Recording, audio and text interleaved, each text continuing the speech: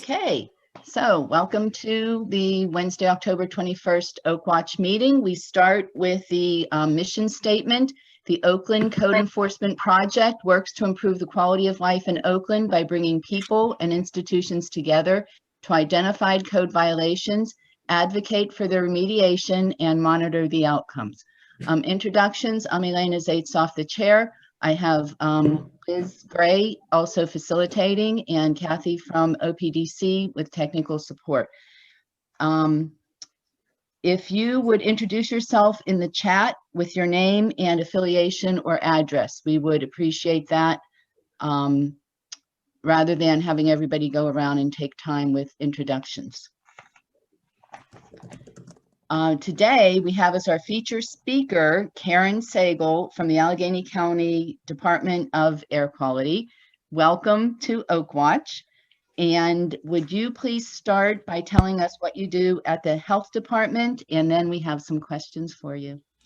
Hi, my name is Karen Sagal. As they said, I am a senior secretary for Allegheny County Health Department Air Quality, but I also handle all of the incoming complaints regarding open burning, odor complaints, asbestos complaints, pretty much anything anybody wants to complain about. We want to work closer with the communities to help better understand what the open burning regulation is. And many people are not even aware that we have one.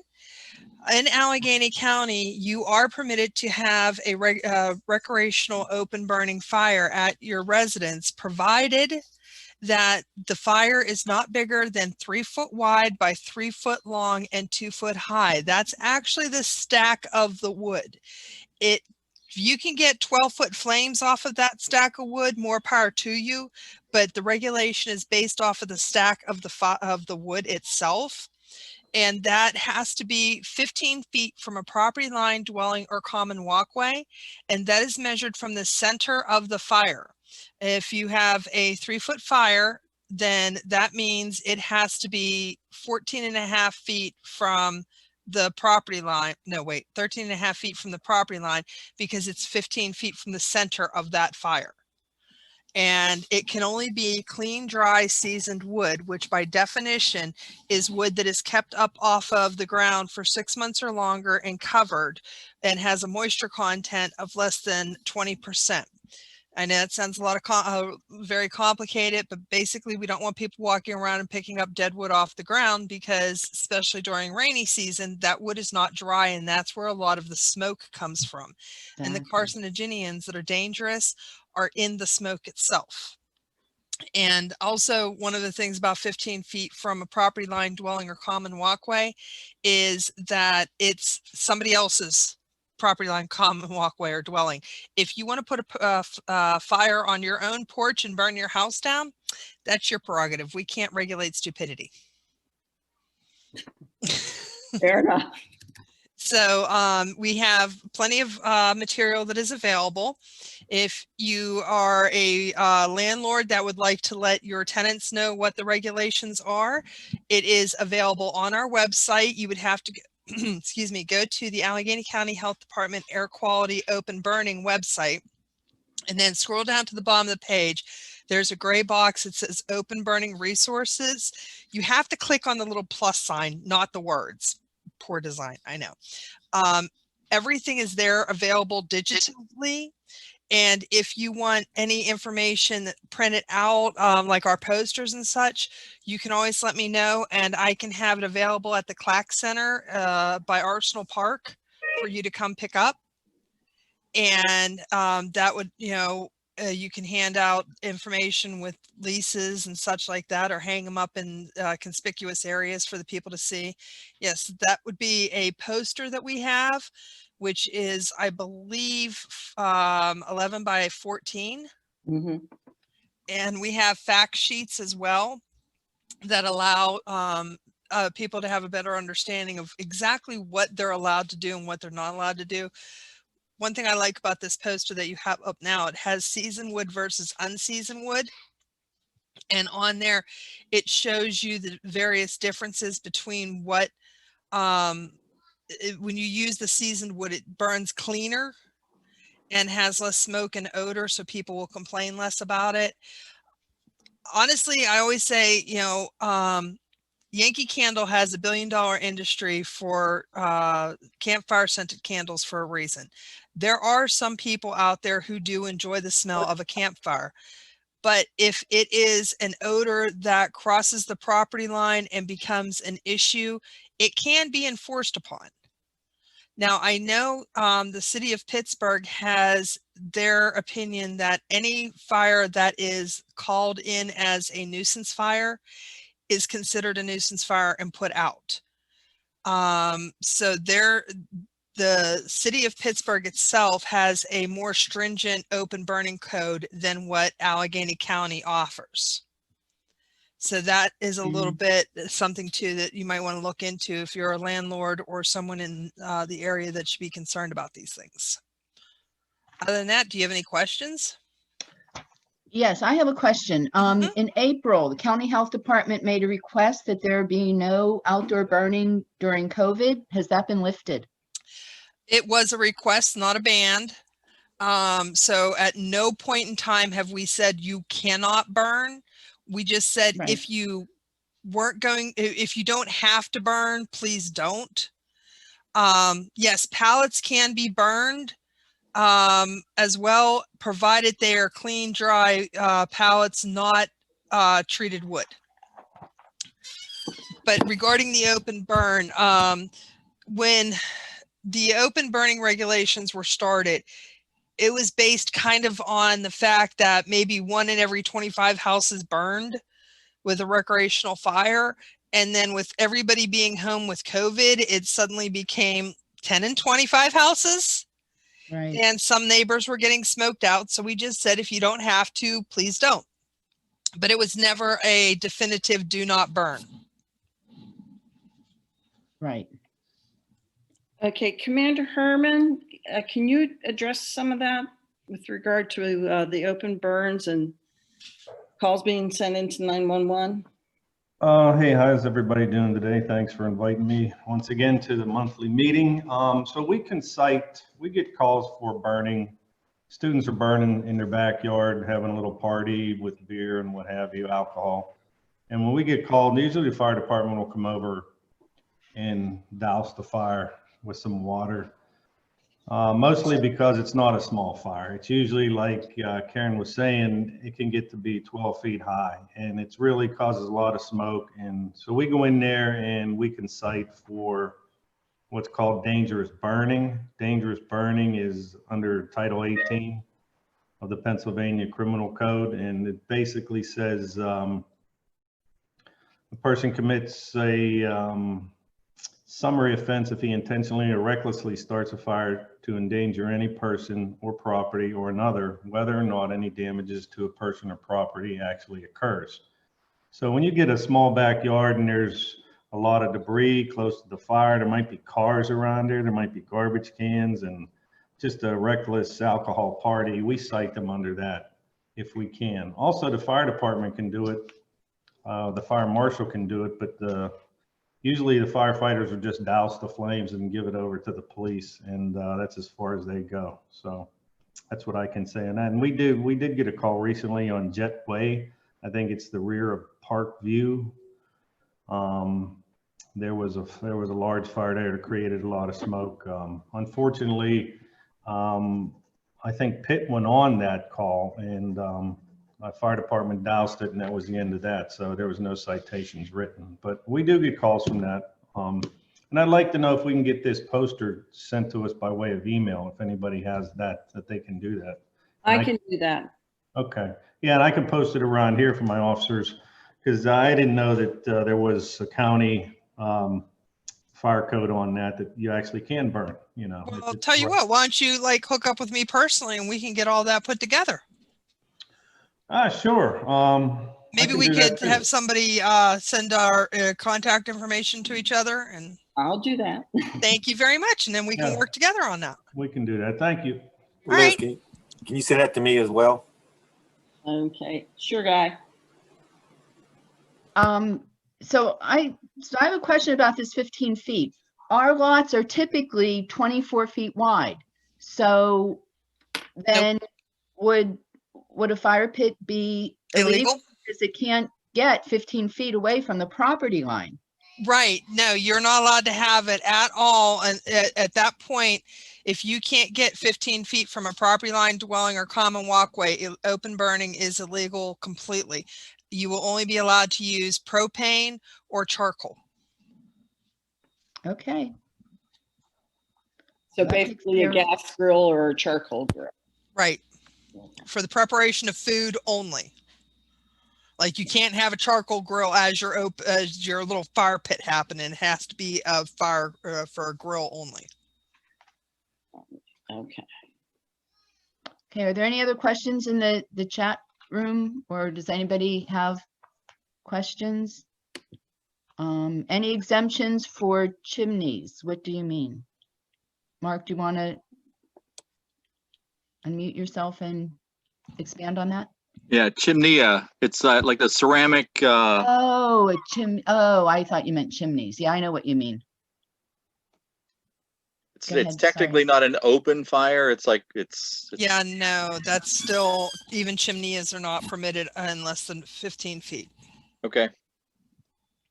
There is some confusion because some boroughs and municipalities were going by the International Fire Code, which has some stipulation in it that if it's like a townhouse or something like that, but the Allegheny County regulations trump that, and it's 15 feet any way you look at it.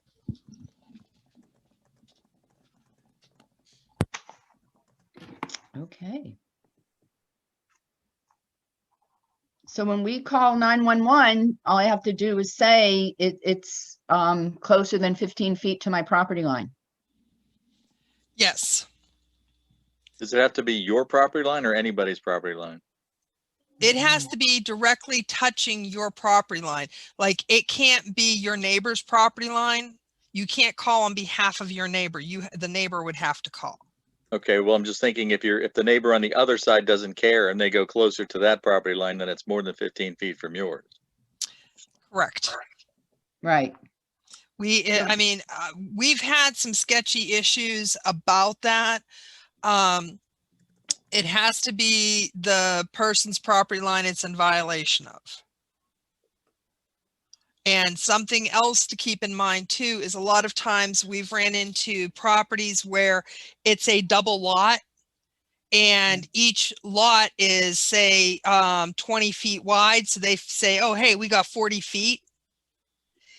If we get a complaint about that fire, it actually has to, they still can't have a fire because technically the lot that the fire is on is only 20 feet. If they want 40 feet, then they have to go through the process of joining the two lots together. And if they're burning the wrong stuff, then it doesn't matter, right? Right. Yeah. If they are burnt, like if they've got a couch wrapped in a mattress, stuffed in a tire, and that's what their fire is, it doesn't matter if they have 150 feet. It's an illegal burn. That's what usually prompts them, is the smoke from burning the wrong stuff. Right. And especially if it's setting off the smoke detectors in someone else's house, that's definitely a dead giveaway. Something's wrong. Interesting. And what I always tell everybody is if it's after 4:30 Monday through Friday or on the weekend, please call 911. Let them know that you will be notifying us, and we can go out and enforce off of a police report as well, or police or fire department report as well. Then they just have to give me a call at the health department, and I will contact the police the next day. I actually work very closely with an arson investigator by the name of Mike Burns for the Pittsburgh City Police. And he and I work closely on getting information and trying to stop these little fires that are popping up everywhere, especially in the smaller neighborhoods.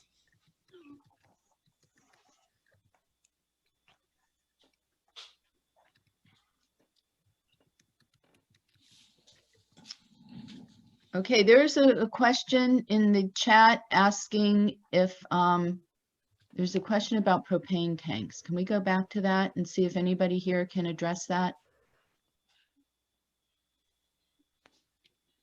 I don't know. Millie, do you want to unmute yourself and just ask your question? Yep. Okay, here I am unmuted. My house is a row house with a wooden deck out back, and my neighbors have a propane grill. It's a rental property. My house is a rental property. Theirs is too. So I'm not there all the time, but it's a new barbecue. So yes, it's been used. It's sitting only about 10 feet from the house and right underneath the wood deck. I would like to know how much I can lean on them to not have it there.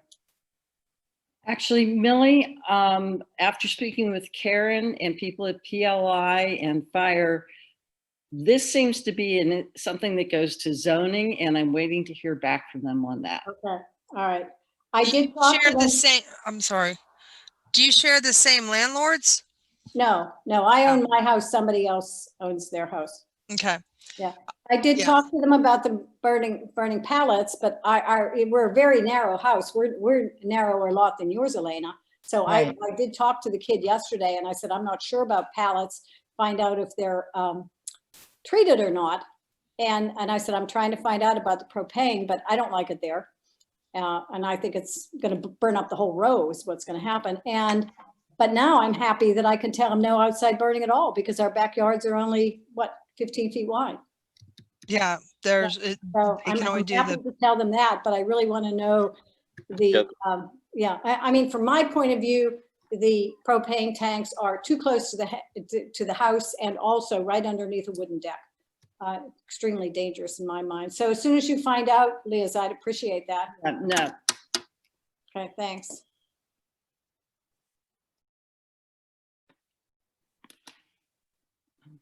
And Liz, can we get this information, these posters out to the landlord list?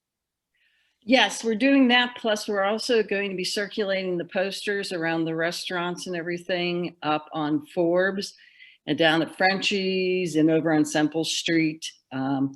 Also, the meeting page will have links to all this information too, and the general link to the open burning page at the county. Terrific. And that's awesome. Thank you very much. Oh, thank you, Karen. And like I said, always say, my phone number answers 24 hours a day, 7 days a week, 365 days a year. I personally am not that dedicated. I'm only there from 8:30 to 4:30 Monday through Friday, but I do have like an actual live human answering service that takes messages for me, and I will return the call the next county business day because we get weird holidays off like, primary election day. And what is that number? 412 Okay. 578 8115. Great.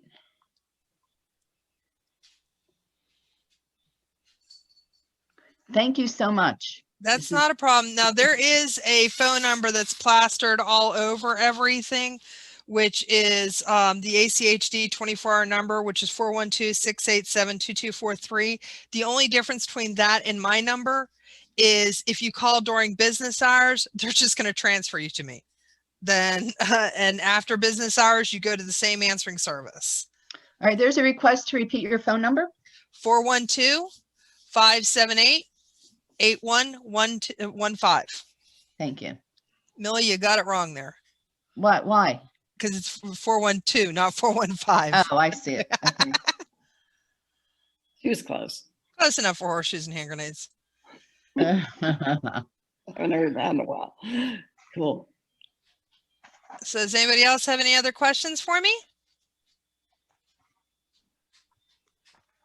All right, well, I want to thank you all for letting me join in here. And if you have any questions at any point in time, feel free to always give me a call. I am here. I don't care if you become my new best friend. Thanks, Karen. You be careful. All right, thank you. Thank you. Bye, guys. Bye. Bye-bye. All right. Moving on to our public safety partners, Zone 4, Commander Herman, or anyone from Zone 4. Hey, why don't we start with Dave?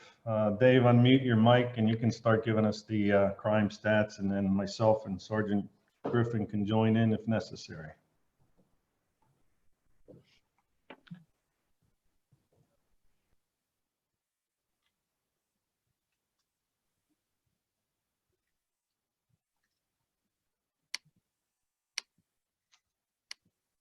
Dave, you need to unmute your mic.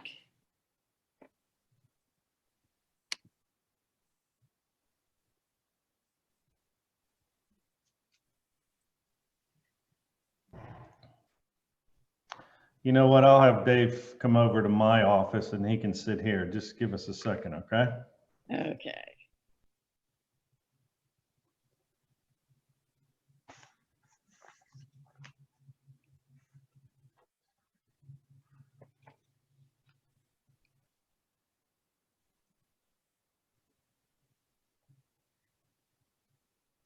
Okay. And there he goes.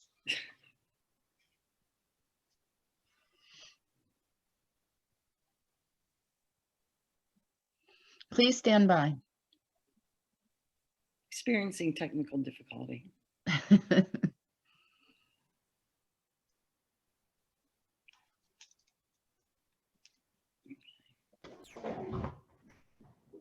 Hello? Hello, David. Thank you. Hi. Can you hear me okay? Yes. Great. Okay, so this will be numbers for the period of mid-August to mid-September compared to mid-September to mid-October. And we've got the following. So aggravated assaults went down from 2 to 1. Robbery went up from 1 to 2. Burglaries remained the same at 7. Burglary attempts went down from 1 to 0. Also down were stolen vehicles, 1 to 0. Theft from autos remained the same at 2. There were thefts from businesses that were up from 3 to 6. Theft from person was also up from 4 to 6. The biggest jump of any of these was theft from residents from 2 to 8. And with the change in those months, students being back in town, I would think that would figure in theft from residents. Theft by deception was down from 5 to 3. Criminal trespass remained the same at 1. And overall, then the numbers were up from 31 to 36. We also had listed the following arrests. These were all one arrest: failure to appear, robbery, defiant trespass, dangerous burning, marijuana possession, a small amount, marijuana possession with intent to deliver, which means a larger amount, paraphernalia, use or possession. Again, these are all one. Theft from person, terroristic threats, and driving while privilege is suspended. Those are all one. We had 2 that were higher. There were 3 simple assaults and 3 public intox. So the total came out to, for that period, 17. And again, just to provide any kind of insight here, since the most telling thing in that change of months is students being back, even if not actually in class, I think a lot probably were back in the area. And some of these are largely and typically connected with students, say again, theft from residents, where if a student has a party maybe and something disappears that was in the home and they're not sure exactly who took it, but it wasn't a burglary, say, by someone unauthorized to be there, that would be one example of a theft from residence. Or a bicycle. Actually, we saw a bunch of these taken from a porch. And I encourage people in the weekly snapshot also to really watch out for their bikes. Some of these bikes are very expensive, even $1,000 or $2,000. And if you leave it somewhere unlocked, It's just, it's begging for it to be stolen. Okay. Questions? I believe one person wanted to know if that major person with the big list of infractions, is he in jail at this point? That major person with the large, Yeah. I'm not sure who this would be. Is this the protester? The person you read out a long list of infractions, a long list of citations for. I think it was the protester that you're referring to, actually. Yes. Oh, yeah, with the protest. There was one predominant protester that I believe was arrested, but I believe is out.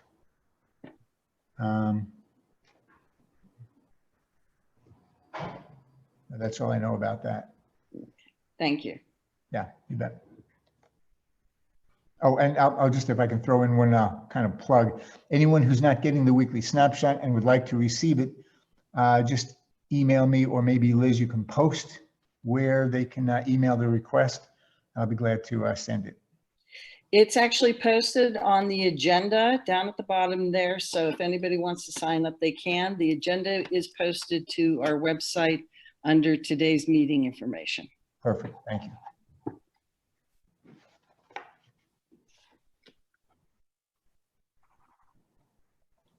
Okay, leave it on. Oh, yeah. Anything else from Zone 4, Commander Herman? He had to step away. Oh, okay. I just moved over to Schifrin's spot here. Is there anything else, the Zone 4, where they're doing some canvassing from the pollsters, they're going to canvass in Ward. What's that thing I sent you? Yes. I can't remember what they're called. For Your Future or something like that. Okay. So they're going to be doing some polling, knocking door to door, and it's a reference to the upcoming elections, and they're going to start, I think, next week. So we might get some 911 calls on that, and if we do, my officers should know. Everybody should be tagged and legal with that. In reference to the person with the citations, I didn't hear that whole thing. Maybe I can answer that. Someone had a lot of citations, and you're wondering if they're still in jail or something. Right. Who was that? Do you know, Dave? I think Liz may have been referring to the most prominent protester. On hate. Okay.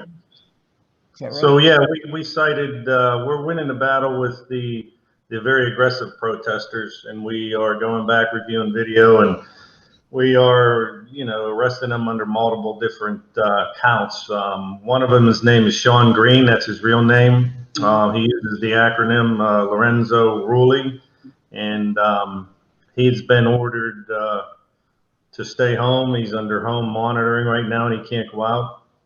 A couple of the other protesters are in court daily, and they're all being held for court. And they're starting to realize that what they're doing out there to the public that are just trying to enjoy dinner or something of that nature, maybe a neighbor, what they're doing is actually breaking the law. So they're calming down. We're seeing less and less protests. In reference to protests, we have the election coming up, and Zone 4 and actually the rest of the city will be going to 12-hour shifts and gearing up for this election week. And we expect maybe a lot of calls from the polling stations that the sheriffs can deal with, and things of that nature. So once we get over that for election week, I think hopefully things will settle down a little bit, but you never know. So that's about all I have for Zone 4. Everything else, crime is down quite a bit as compared to last year at the same time. Obviously, it's due to the COVID virus, where people aren't going out and people aren't going into their offices and things of that nature. But nothing really that stands out crime-wise. Any questions? Actually, I do. Once the Christopher Columbus statue is moved to wherever it's going, is there a chance that we could designate that camera to go back into Oak Cliff? Can we ask that? What was the question? Request. So you're saying something about the statue? I missed the question. The Christopher Columbus statue, right now, you have a couple of cameras over there. And once they remove that statue, is there a chance that we could get one of the cameras back over into Oak Cliff for Hamlet and Ophelia? Yeah, we did move that camera to the statue knowing that we'd have problems. But we never really used it over there at Hamlet and, what was it, Hamlet and Ophelia. Ophelia. And we never,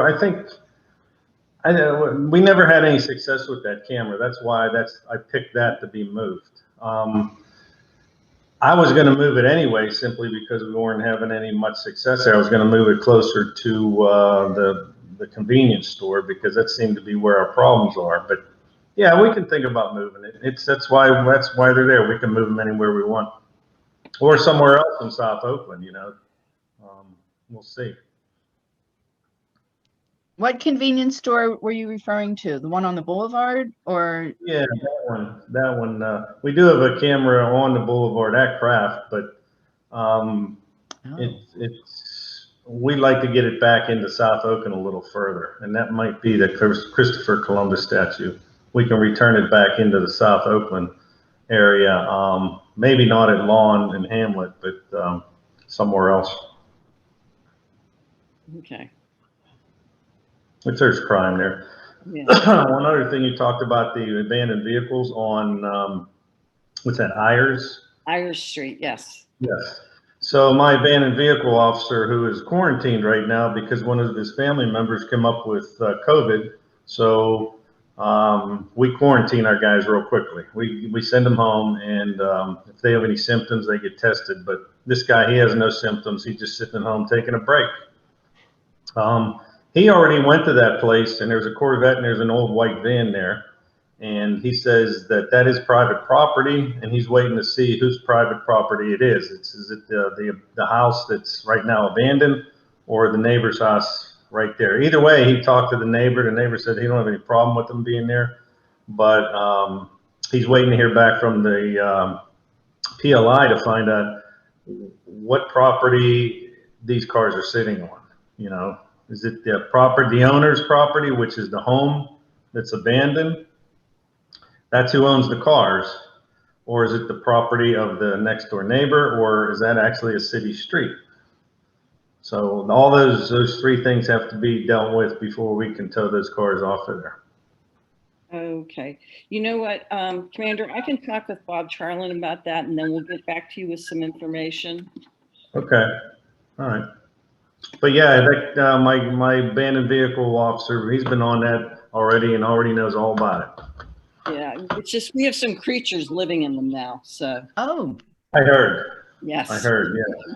Yes, one ran over my foot the other day. oh, So, oh, What kind of creature was it? oh, no. it was a rat.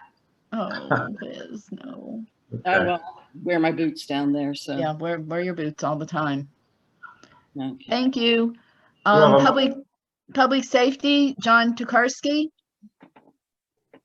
Good afternoon, everybody. Good to see you and hear you. A couple things. Great. First. We're in the middle of our Citizens and Student Police Academies. We're week 5. Tonight, the Citizens Police Academy, we have an opportunity to listen in on a presentation down on police accountability. So there'll be representatives there from the municipal office. They'll be there from the union. They'll be there from the police review board. And they'll be talking about how the process works, so the citizens have a better understanding what accountability processes are in place and how they interact with each other. Tomorrow night, the Student Police Academy will be meeting, and they'll be doing a piece on criminal law, the basis of all the police work, of course. Going on, as you see in front of you, there's a flyer there for Get Stuff with Love. Get Stuff with Love it's been going on for years. About 18 years, I believe. We're in its 18th year. It's headed up by the men and women of our police department, and particularly it's led by police officer Christine Luffy from Zone 3. And it provides a meal on Thanksgiving to anyone who needs one. And that is anyone. There's no economic bars that you have to meet or fall below. You can have 5 people in the family, 1 person in the family. No question, it'll be given and sent directed delivered to you by the Pittsburgh Police on Thanksgiving Day, and they start as early as 8 a.m. So anybody in Zone 4 who's in need of that, please contact Officer Victoria Butch, Vicky Butch, at Zone 4. Her number's on that flyer. What else? I guess the other thing I could do, and I could share this with, let Ian step in on this. We had a meeting this morning regarding disruptive properties. And Ian, if you want to comment on this, I'll fill in where I can.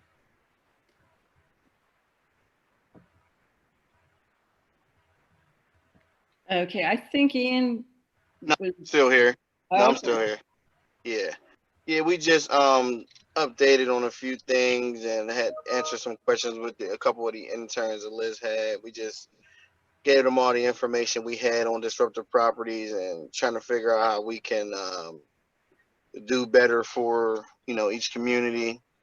You know, they asked some very good questions about how, you know, the board is being ran and, you know, if there is a board, which there is not. And by the way, if anyone has any interest on joining the board, I sent Liz the criteria for, you know, if anyone wants to join as you. So if you even want to post that around anywhere, if for anyone that's, you know, wants to be involved, feel free. But yeah. Yeah, we have it posted on our website at the meeting page. So if anybody wants to go there, they can get that information and go ahead and apply. This is a further point of information. The reason why Ian and I are both on this discussion about disruptive properties is we're going to be making changes as we go into the new year. And previously, Ian's had that responsibility put on his shoulders for the past year of handling all disruptive properties. To better do our job and to be more responsive to the communities, we're going to be breaking this down according to police zones.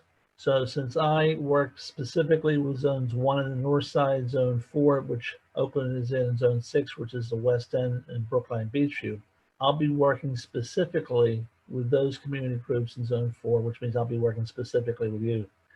Fortunate enough, I've had a long-standing work relationship with Liz, and I think this is going to be a great opportunity.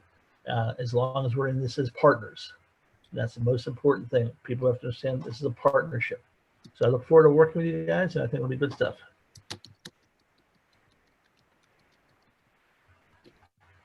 That's all. We're happy to see the disruptive property office up and running again. Thanks.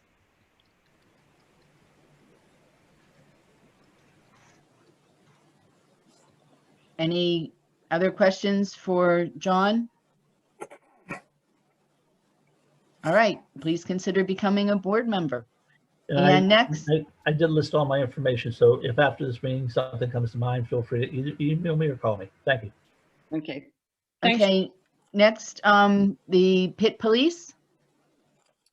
All right, how's everybody doing? Hi, Guy. For the month of September, I have about 133 incidents that I charted. Of those that would be of interest, we had 1 criminal mischief call. We had 1 criminal trespass. Well, none of those, neither of those ended in an arrest.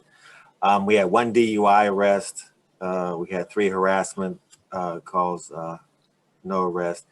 1 open container citation. Citation was issued for non-affiliated person off campus. 1 panhandler was given a warning for panhandling. We had 2 public drunken citations issued for non-affiliate off campus. We had 1 robbery which did not result in an arrest. I listed 30 suspicious activity in person, suspicious person calls. That seems to be what we responded to a lot. None of those really ended in anything significant to report, but just making note that we did respond to a lot of those calls. Whatever it was, we either was unfounded or we just gave warnings and moved people along.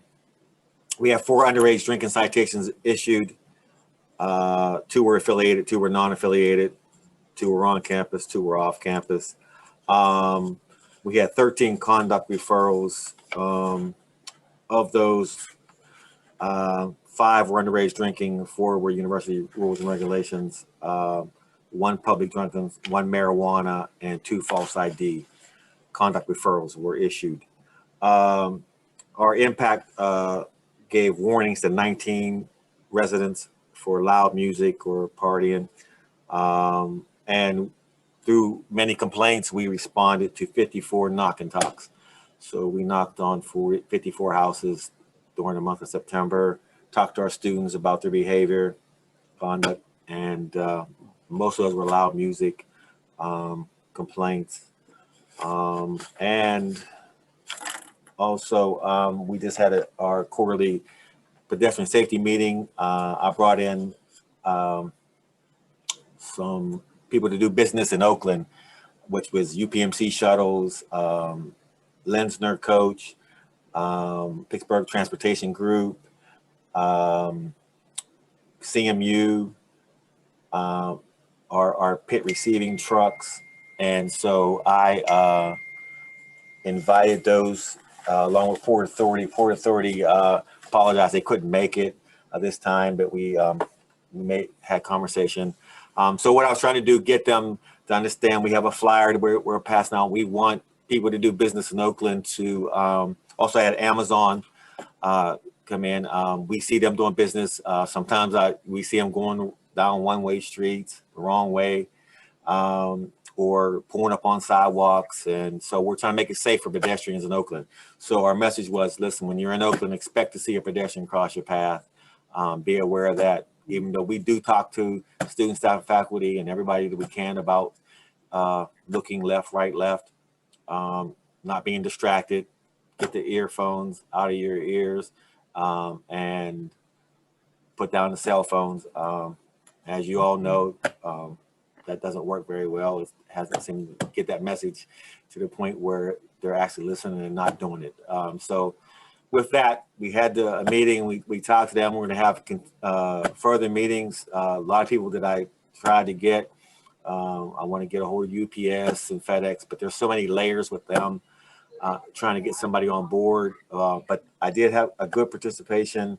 A lot of those companies have their safety trainings, and they're on board with helping us make Oakland safer. So next in my plans, I've been getting complaints about bicycles riding through crosswalks and on sidewalks and business districts and the skateboards. So we're going to also address that issue also. So that's something in the future that we're going to continue to deal with. Anybody have any questions for me? No, but meeting with all those shuttles and small vans, very much appreciated. There are more and more of them, all the time. Yes. And you are correct. They go down our one-way streets the wrong way. They just pull up on the sidewalks. So thank you very much for that. Yes, and our shuttles are certainly included in that. I like a system that they have on our shuttles now. We have a new shuttle company, and it can tell the owners what the drivers has done throughout the day. Like if they roll through stop signs, it records it. And so they bring them in, say, look, and they let me know that up on Terrace, where they have some stop signs posted, that many drivers they found rolling through those stop signs. So they told them that's going to have to stop. So I appreciate the system that they have on their shuttles. If only we can get them to stop swiping cars, we'll be in good shape. Anything else for Officer Johnson? I had a question, I guess, for both police, city and pit police. I've seen at least a few more Scoobies with like double occupancy on them, which Scooby does not allow. Is that technically illegal, or if it's their policy, is there some way for you guys to enforce that, or?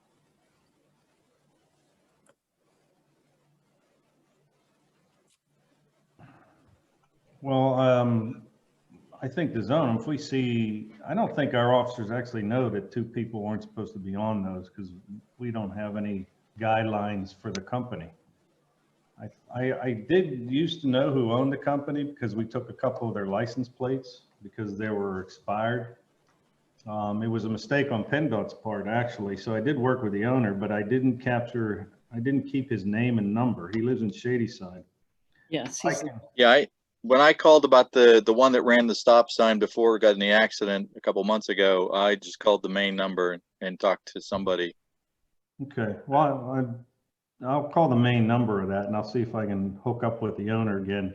So I did him a favor by getting those plates back. We didn't send them back to PennDOT. I held them for a couple of weeks until he got it straightened out.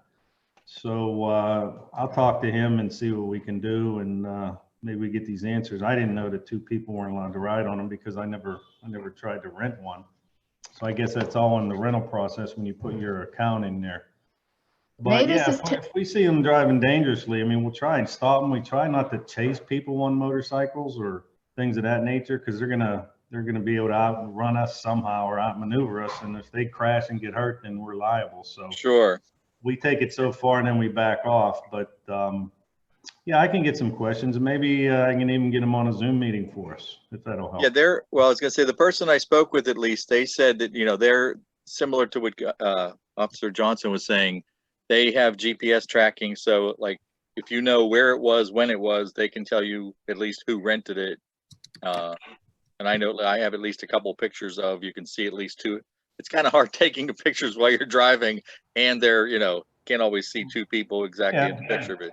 That's understandable. And they could probably say, well, we're going to avoid his account. Anytime that account comes up, we're going to deny it, but they'll just get another kid to put another card in and he'll do it again. Right. Well, that's why I was thinking like tickets would be better, but yeah. Yeah, it would be. We can write tickets, but I'll see what I can find out from them. All right. Okay. But Mavis is saying that Scooby on chat, that Scooby does permit 2 riders. Hi, folks. This is Mavis Rainey with OTMA. When Scooby first came into the city and received the permits to have their scooters riding available, their program does permit maximum occupancy of 2 riders per vehicle. They also provide helmets for the riders as well.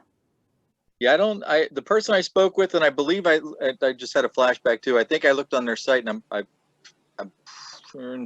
80% sure that it says on the site only 1 person now. I mean, I wasn't aware that when they very first started, but as far, like I said, when that accident occurred, when they ran, they were going the wrong way on the one-way street and ran 2 stop signs, got in an accident. I contacted them and they said only 1. I can verify.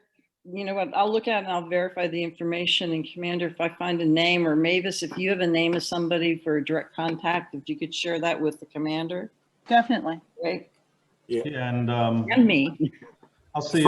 As far as we're concerned, we, aside from the DUI, the arrest we had earlier, we do see them without helmets, without eye protection, and we'll give them warnings for that. Of course, if we see them through a stop sign, they're going to pull them over, but I don't have any citations as far as that I know of. But I do hear officers give them warnings.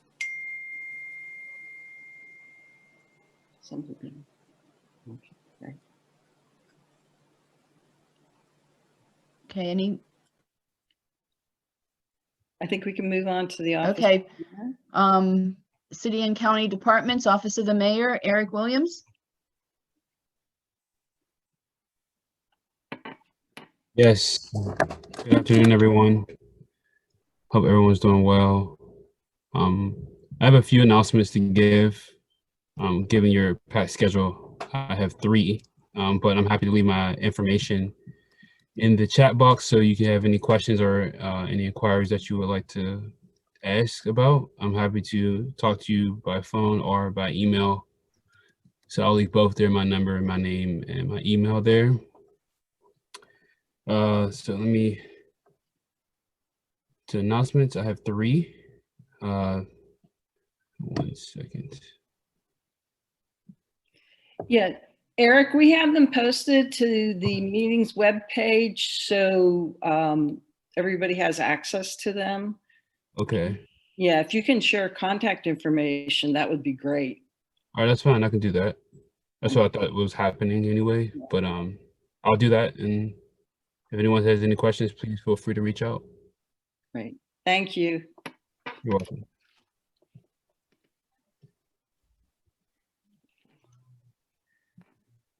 Yeah, who's next? I don't know who's next. Oh, where's the agenda? I don't know. Oh, PLI? No, Allison. Allison Harden. Allison, are you with us? I think Emily is with us. Yeah, sorry guys, you're stuck with me today. Great. Allison, working on some other things. I don't have a ton of updates. We've mostly been working with what restaurants remain to try and help those we can to get outdoor dining. We've been working with Department of Mobility and Infrastructure on guidelines for the winterization. If you haven't been to Oakland Avenue to see the setup they have there, I think that's probably one of my favorites in the city. I love the way that they set that up. It's really safe, it's really open, and it's helped many businesses there to be able to, stacked and fuel are able to have seating, and there's some seating for other people if, you want to get a bubble tea and sit down. We are monitoring 311s. We've seen kind of an uptick in house parties, which is not surprising since people don't have other venues to go out. An interesting thing I've noticed is we've had some complaints from students about adults having house parties that are disrupting them. So it's not just the students partying too loud. Ian probably is all over all that though. And other than that, we're really focused on trying to keep these businesses alive as best we can. So if you have friends who are business owners that aren't on our newsletter list, we put out resources for businesses like grants and loans that we find out about, things that they're doing in other cities, stuff like that. But that's been our main focus, is just trying to keep the industry afloat and support people as best we can. Does anyone have any questions for me? Oh, Millie, I am the Nighttime Economy Coordinator with the Office of Nighttime Economy. We're under the Public Safety Department. We work with nightlife businesses, hospitality businesses, to try and help them be, successful and profitable, but also compliant. We are not an enforcement office, but we do help businesses understand enforcement efforts so that they don't face enforcement problems. We also work with neighborhoods and neighbors. If you're having problems with a nightlife business that needs some mediation, we'll sometimes step in and try and help mediate those situations, along with some colleagues from the Mayor's Office of Community Affairs or other departments as necessary. Any other questions for me? You can pop them in the chat or hop on the mic. Thank you. Thank you. And PLI, Desiree?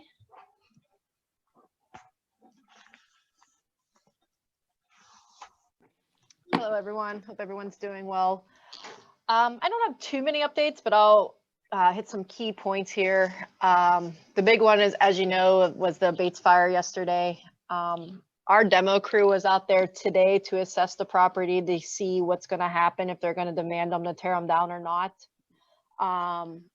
They do have all the owners' contact information, so they're going to be directly contacting them. So that's in their hands right now. As soon as I get any more information, I will follow up with you on that. I'm waiting to hear back from some people. They're out there, I believe, now, or they were just out there about an hour ago. So I don't have all the information currently on that. The other one, I guess, another pain point was 1 Air Street. To confirm, they have contracted out a company to come out to do some minor repairs to the property. The plan is for them to sell the property. I know it's in, I believe, another management group that's going through, but they are trying to actually sell the property to someone to move, to fix it up and live in it. So they were supposed to be out there this week. At one point, they're going to repair the fence or remove the fence.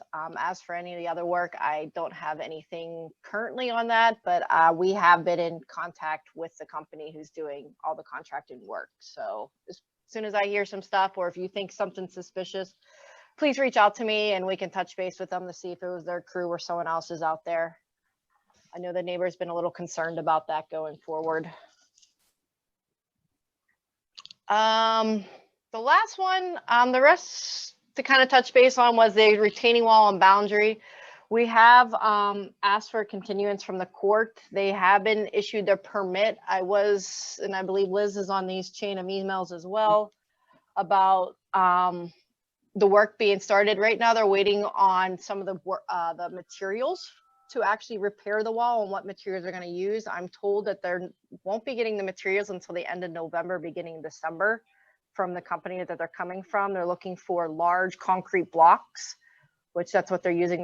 They've been approved for to rebuild the wall and use for. So as soon as they get that in, they should be able to move pretty quickly to finish the project there.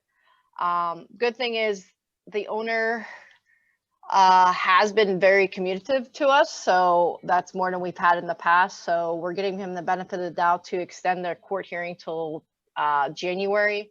So hopefully they can at least get it almost done or partially done, depending on how the weather is this winter. That's the main stuff I have. Is there any updates indirectly you guys have any questions on? Feel free to reach out, put it in the chat, or if you want to ask them right now, I can definitely look into them. But as for those car ones, are we talking about, are these cars being parked on private property, we think, or are they like half on the street? So I can look into them a little bit more and get an answer for you. This is a very long and complicated situation. You know what? I'll send Liz, you. if you want to call me or email me at all later, I'll look into it. Okay. It is actually, it has been sent, the owner has been sent a notice of violation from PLI, but sadly at this point in time, the owner is not responding to anything. Okay. And the mail is going to his house that he vacated over a year ago.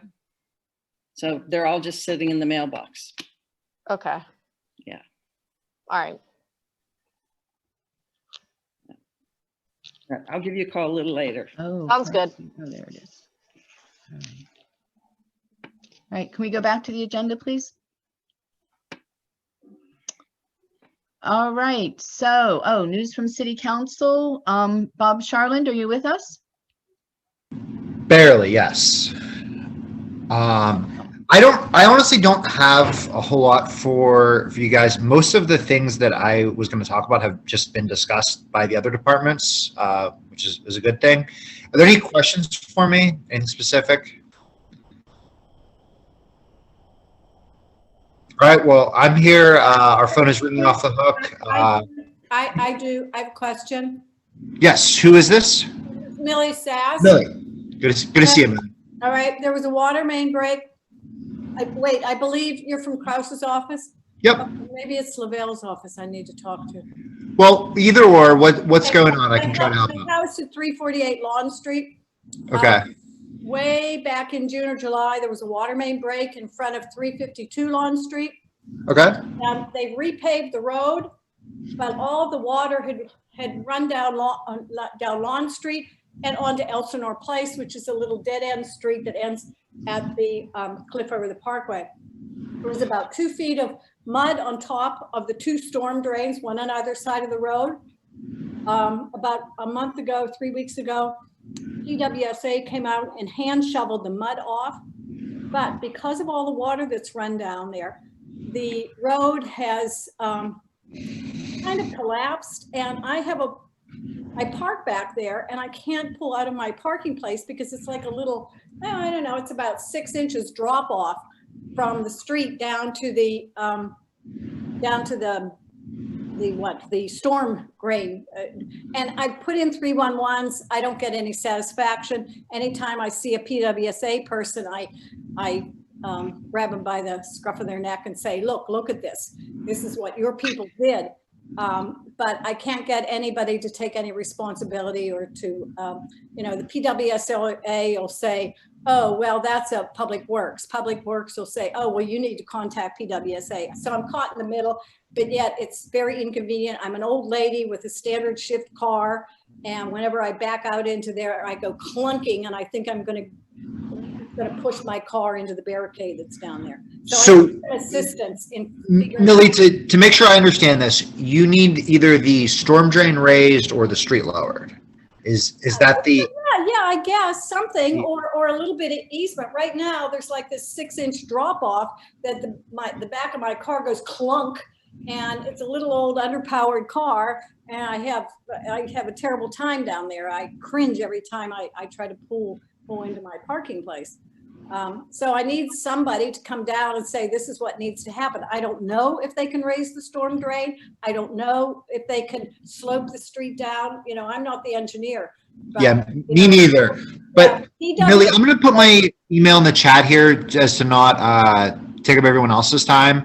If you can, if we can talk about this offline, I can try and figure out a solution with whoever it needs to be. I'll shoot you my email right now. All right. Possibly send photos. Yes, photos would be very helpful. I've sent photos to 311. No, send photos to Bob. Bob, okay. Okay, we also have, adding to the agenda, we have Davon Brown from Councilperson Strasburger's office with us. Hello, everyone. I hope you guys are all doing well. I don't have too much for you guys today. So do you guys have the document that I sent?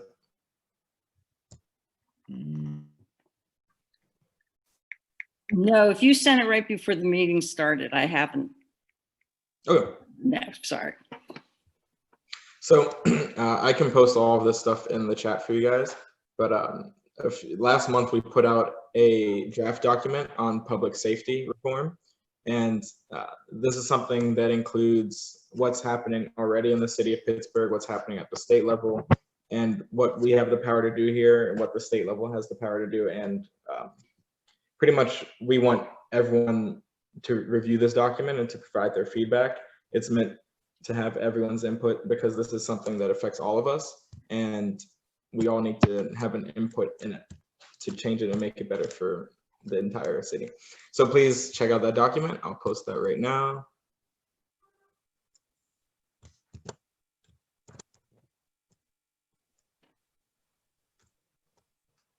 Okay.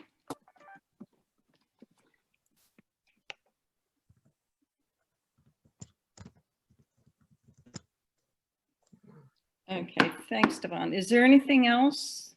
Yes, everything else I can just post in here for the most part. But we also started a new social media campaign, Humans of District 8. And if you guys are familiar with Humans of New York, it's similar to that, except we're going to be focusing exclusively on small business owners and business owners in the district. So if you know anyone that would be interested in something like that, please feel free to give them our information. I'll post all of this stuff in the chat for you guys. Okay, great. Thank you. Anything else, Davon? No, that's it. Thank you. Okay, thank you so much. All right, Pitt, Jamie or Alex?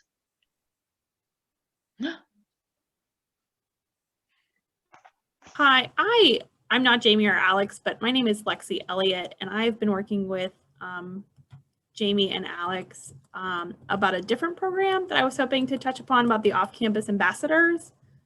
Okay.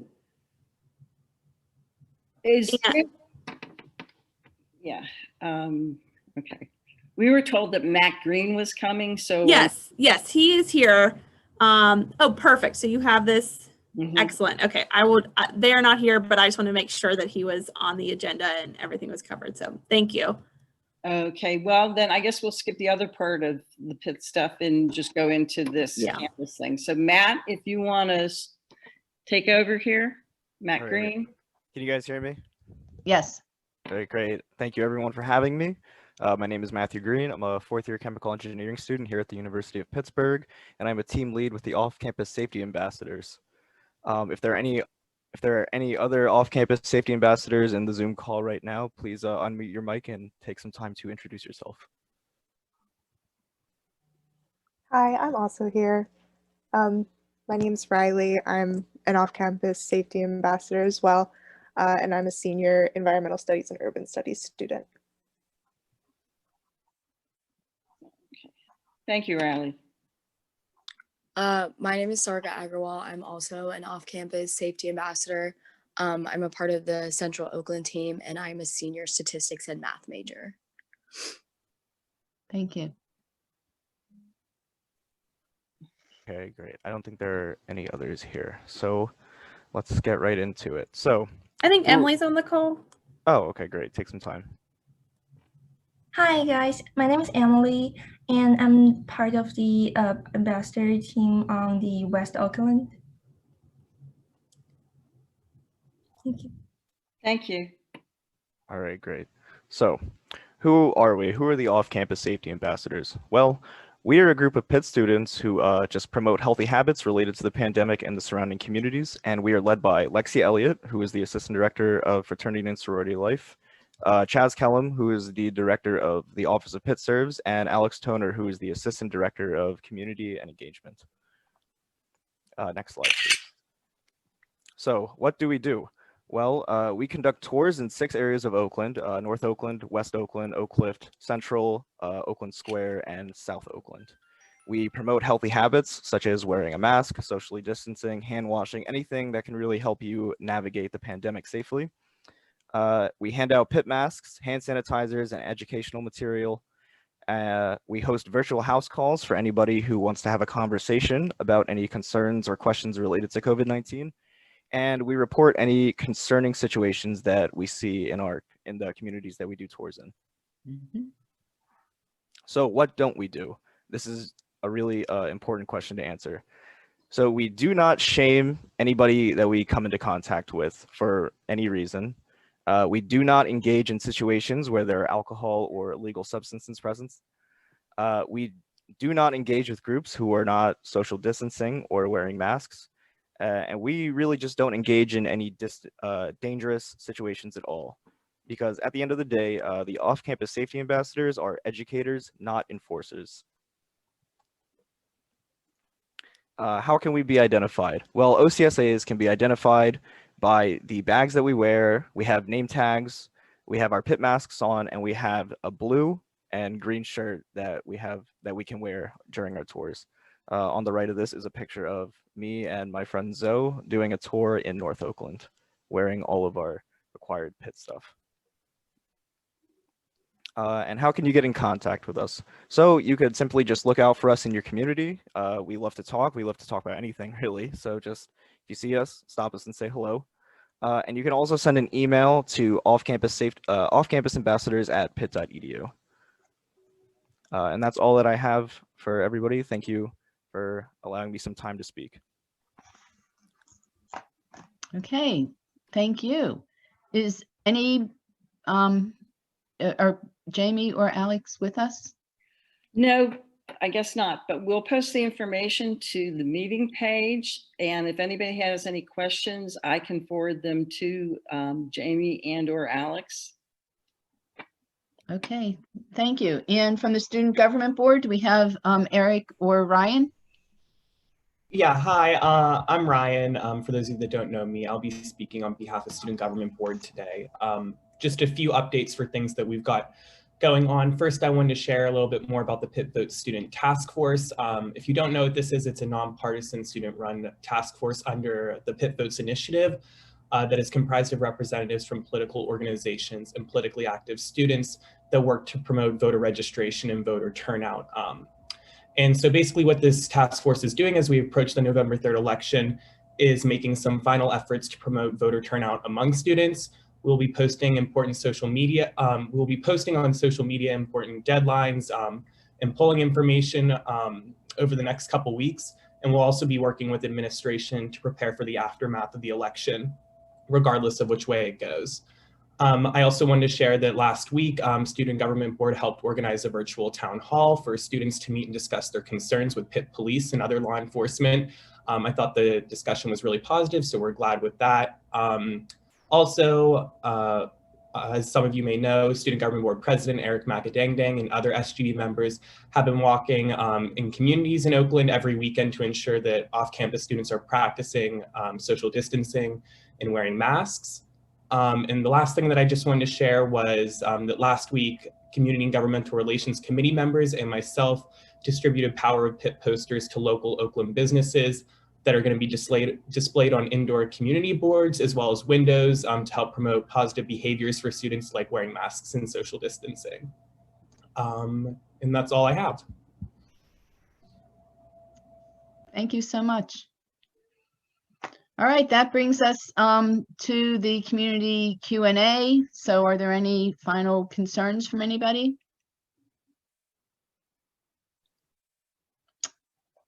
All right. I actually don't have the date for our next meeting. It will be on the third Wednesday.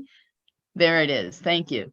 November 18th, it's our evening meeting at 6 o'clock, and it's to be announced, probably a Zoom meeting. I have a question. Yes. OPDC put those wonderful poster boxes, bulletin board kind of boxes. There's one in at the corner of Hamlet or Hamlet. Oh, the new bulletin boards, yes. Right, right. What kinds of things do you expect to be posted there? Okay, I do not have a definitive list, but really I would say anything that's impacting the quality of life in the community. We have some interns that I can put you in touch with, and they're working on that program. Okay.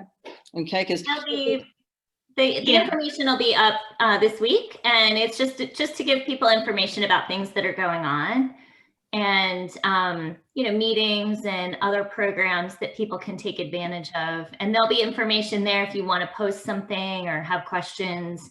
There'll be information of who to call or which website to go to. Okay, so we wouldn't expect things like reports from the Pitt Police or safety incidents or things like that. It's more about meetings. Yeah, more about meetings, engagement activities for the neighborhood plan, things like that. Okay. More detailed stuff is already covered by the police or the website. So yeah, so let us know. We'll have a number of OPDC flyers, and as Wanda noted, that people can submit some items to us via either questions@opdc.org or community@opdc.org, and we'll have this permanent information on all of the bulletin boards, so you can always contact us. So somebody's going to come around and unlock it and post it and lock it back up again. Yeah, we have an intern who will be updating that mostly on a weekly basis. Okay, good. Thank you. All right. Thank you, everybody. See you next month. Stay safe. Yep. Stay safe, everyone. Take care. All right. See you, everyone.